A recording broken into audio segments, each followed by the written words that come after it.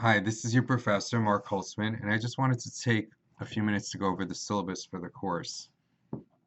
This is Accounting 2103, Financial Accounting. It's the first course in accounting, and in it, I assume that you've had very little of accounting before.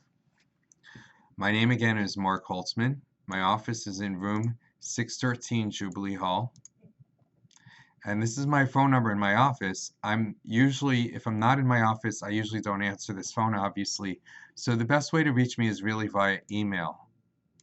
If you're trying to reach out to me, send me a message. I return almost all emails the same day or the next day.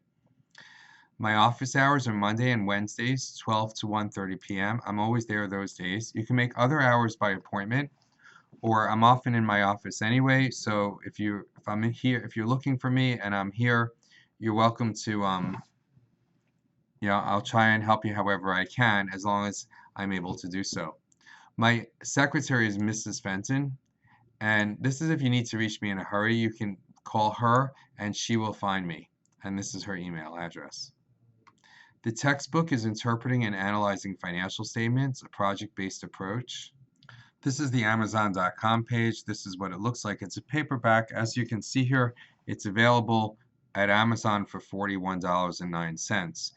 What I usually recommend people to do is to buy a new copy of the book because it's a workbook. If you buy a used copy, it's all written all over, and sometimes it has the wrong answers, sometimes it has the right answers, which doesn't really help you in a workbook because you're trying to figure it out yourself. Don't rent a copy, again, because that may have answers written into it. So buy a new copy. It's $41. I think in the bookstore it's a little more, but then you have the convenience of having it here. But it's a very good deal, and this is all you need. There's no electronic packages or anything like that to buy.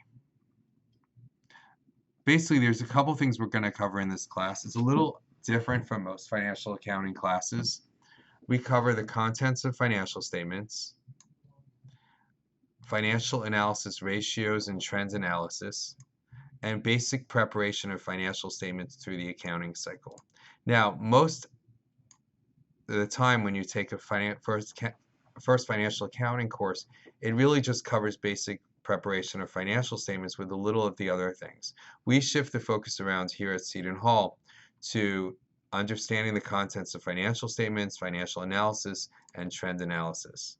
And you need a C- in this class or better in order to take Intermediate Accounting 1 in the future. In the University Core Competency System, this is considered to be a numeracy proficiency course. So you'll get credit for numeracy core by taking this class. The way the grading in this class works is grades are set, and the grading policies are set by the department, not by the professor. There are about 5 different professors for this course and 9 sections. I happen to be teaching 3 of them, and we all use the same policies in terms of grading and makeups. So all students take the same exams at the same time, at the same place, and they're all graded the same way. So the first exam is Thursday, October 22nd at 8:35, and the second exam is Monday, December 7th at 8:35. And you should clear your schedule as soon as possible to make sure that you're going to be available on those days and be able to take the exams on those days, because the policy for makeups is very tight. Each exam counts 100 points. The project is also 100 points, and then there's 50 points of what we call instructor assigned. So your grade will be based on a scale of 350 points total. Exams themselves are not curved, but at the end of the semester, if overall grades in all sections of the course are a little below average, where they should be, then there could be an overall curve for all students in all sections of the course. In terms of makeup, the policy for taking makeups is quite strict, and therefore, if you think you may need to take makeup, then you need to contact the course coordinator, which happens to be me. I need to apply when I'm granting makeups. I apply the same policy for students in all classes, and that's a fairly tight policy. it pretty much means that it would be almost impossible for you to take the exam. Examples of things which would make it impossible for you to take the exam would be illness with a doctor's note, God forbid a car accident or something like that. Other excuses like I forgot, um, I have I'm planning to go out with my family, things like that are not taken as excuses to take a makeup. And if a situation like that comes up, then you may not be able to take a makeup. If you miss the exam for an unforeseen circumstance, then you should contact me as soon as possible.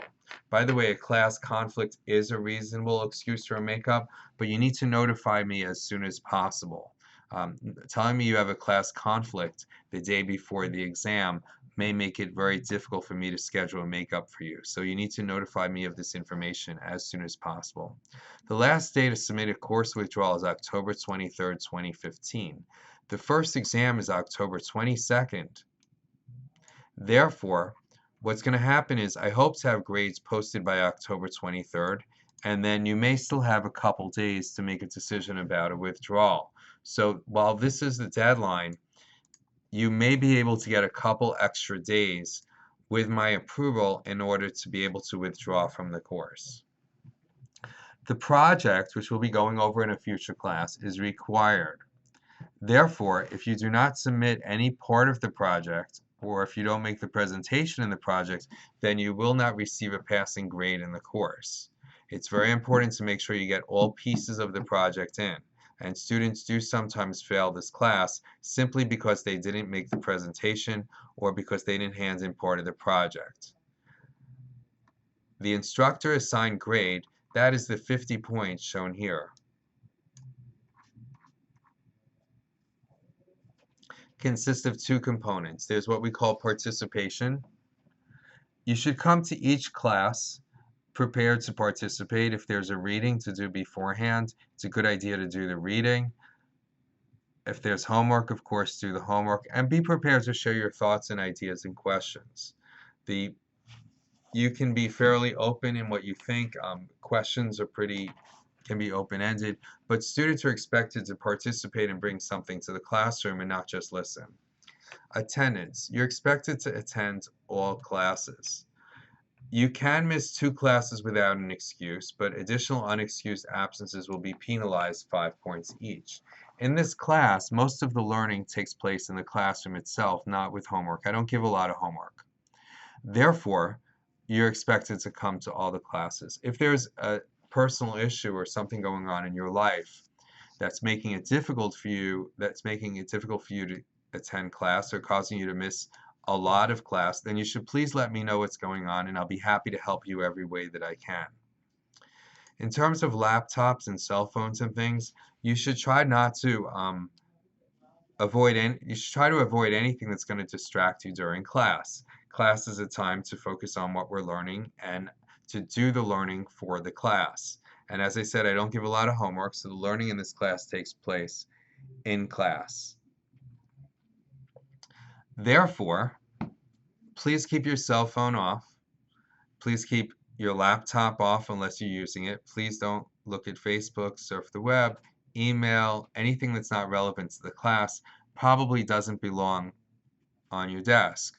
And same thing for texting. Now, if there's a personal situation where you're waiting for a message from someone or something like that, it's fine to leave your cell phone on or use text message, and you don't have to tell me in advance. I trust you. But please use that authority judiciously. I usually do not say anything about laptops and cell phones unless I think that students are abusing them, and then I will talk to you. Academic dishonesty, any copying, plagiarizing, things like that can result in full failure in the entire course, and students have failed this course for copying answers on exams. Here's the course schedule, and here you can see all the different dates we're going to meet and the activities we're going to cover in each class session.